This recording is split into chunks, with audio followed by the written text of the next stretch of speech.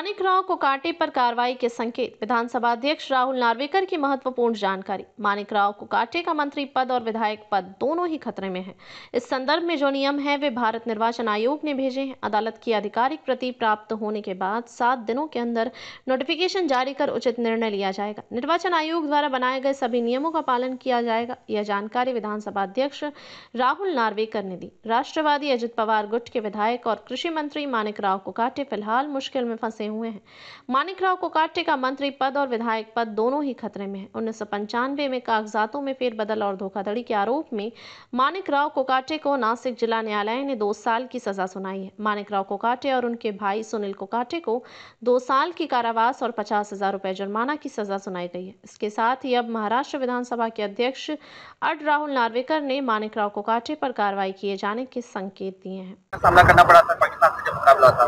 Bharat Pakistan match हमेशा रोमांचक होता है और मुझे पूरा विश्वास है, पूरी उम्मीद है कि भारत इस बार भी अच्छा प्रदर्शन दिखाकर सफल होगा। सर, रणवीर अहलावालिया वाला जो मैटर था उसके बाद जो केंद्र सरकार है वो ऑनलाइन कंटेंट पर शिकंजा कसने की तैयारी निशिकांत दुबे की अध्यक्षता में एक समिति गठित की गई है, जिसमें सूचना एवं प्रसारण जैसे कंटेंट जो है वो नियंत्रण करने की बात कही गई है। जो ऑब्जेक्शनल कंटेंट होंगे ऑनलाइन उसको ऑब्जेक्शनल कंटेंट हमेशा सेंसर होने ही चाहिए, क्योंकि समाज में अच्छा वातावरण रखना है तो अनुचित ऐसे कंटेंट्स नहीं दिखानी चाहिए।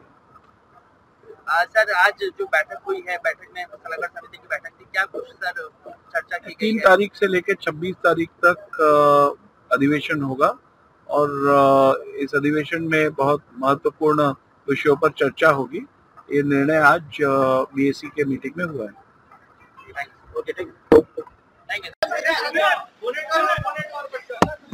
बोला सर, बोला।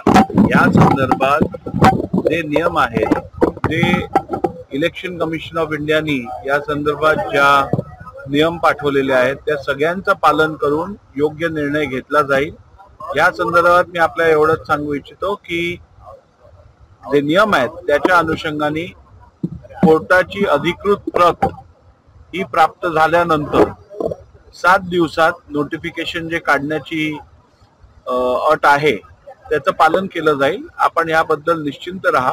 कुठच्याही प्रकारचा पक्षपात केला जाणार नाही आणि कुठच्याही प्रकारे जे कायद्यात तरतुदी आहेत किंवा या संदर्भात निवडणूक आयोगाने जे नियम बनवलेले आहेत त्या सगळ्यांचं पालन करून योग्य निर्णय घेतला जाईल। संजय राऊतांनी असं म्हटलंय की कुठेतरी घटनेची कदर जी आहे तुम्ही याआधी स्फूर्ती केली, त्यामुळे तुमच्यावरती आता विश्वास राहिलेला नाही। मला वाटतं संजय राऊतांनी अशी वक्तव्य केलंय की माझ्याकडनं त्यांना कुठच्याही अपेक्षा नाही आहेत। मी त्यांना एवढंच सांगतो, त्यांची ही जी अपेक्षा आहे त्याचा अपेक्षा भंग होऊन न्याय करण्याची भूमिका मी घेईन। कुठेतरी सुनील केदार यांच्यावरती जी त्यांना शिक्षा थोपवली आणि त्यानंतर लगेच निर्णय झाला, या प्रकरणात का होत नाही असं विरोधकांचा प्रश्न आहे। सुनील केदारांच्या विषयात पण ज्या तरतुदी जे नियम आहेत त्याचं पालन करूनच निर्णय घेतला गेला होता। त्या संदर्भातली सर्टिफाईड कॉपी आल्यानंतरच आम्ही त्यावेळेला नोटिफिकेशन इश्यू केलेलं। ह्या वेळेला पण सर्व नियमांचं पालन करून आम्ही योग्य निर्णय घेऊ। संजय राऊतांना कायद्याची मुळीच जाणीवही नाहीये आणि माहितीही नाहीये। 13 ऑक्टोबर 2015चं इलेक्शन कमिशन ऑफ इंडियाचं त्यांनी नोटिफिकेशन वाचावं, त्यात दिलेल्या तरतुदी वाचावा। त्यात स्पष्टपणे लिहिलेलं आहे 7 दिवसात चीफ सेक्रेटरीनी लॉ एन्फोर्सिंग एजन्सी कडनं विधिमंडळाला सर्टिफाईड कॉपीची प्रत देण्याची तरतूद आहे आणि त्यानंतर ती प्रत मिळाल्यानंतर 7 दिवसात विधिमंडळ या संदर्भातलं नोटिफिकेशन इश्यू करतं।